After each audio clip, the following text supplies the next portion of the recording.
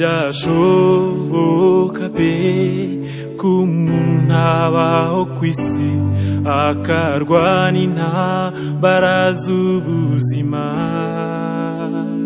bikamuyobera kabura uko agira, ariko Yesu we ntakimunanira.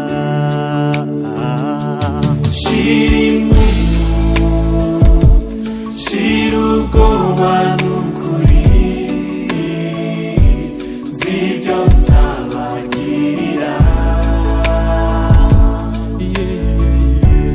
Ni byiza gusa nta n'ikibi kirimo, ni jye wabaremye nzi ibyo mukeneye.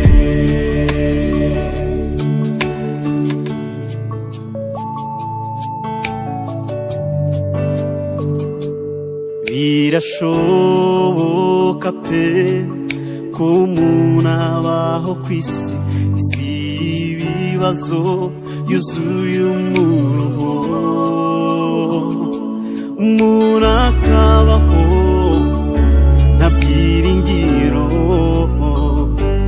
ariko Yesu we niwe utubeshaho.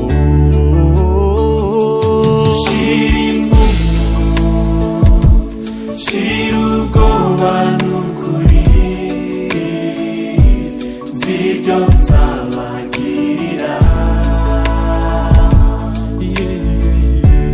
Ni byiza gusa nta n'ikibi kirimo, ni jye wabaremye nzi ibyo mukeneye.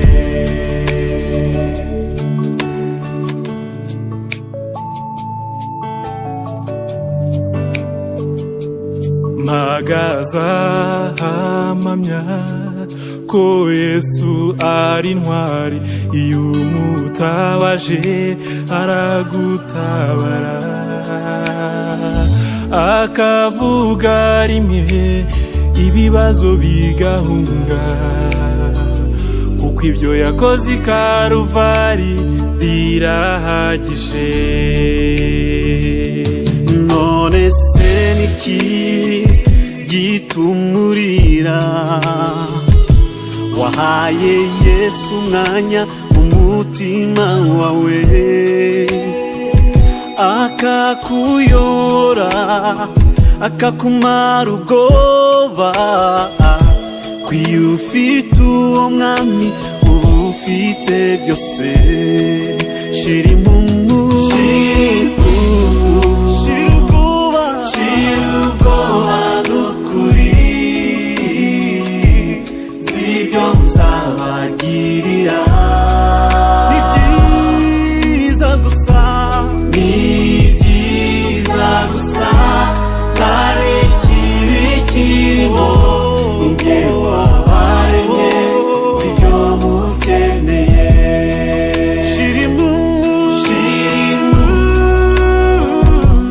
shira ubwoba n'ukuri, nzi ibyo nzabagirira. Ni byiza gusa, ni byiza gusa nta n'ikibi kirimo, ni jye wabaremye nzi ibyo mukeneye. waba urwaye, ni jye wabaremye, waba ukennye, nzi ibyo mukeneye. waba ugoswe n'umuraba w'ibigeragezo, zirikana ko Yesu wenyine ari uturisha inyanja, akuraho ibibazo mu gihe yagennye, ariko niyo atabikuyeho aho umutima wawe gutuza. shira impundu, shira ubwoba ushime.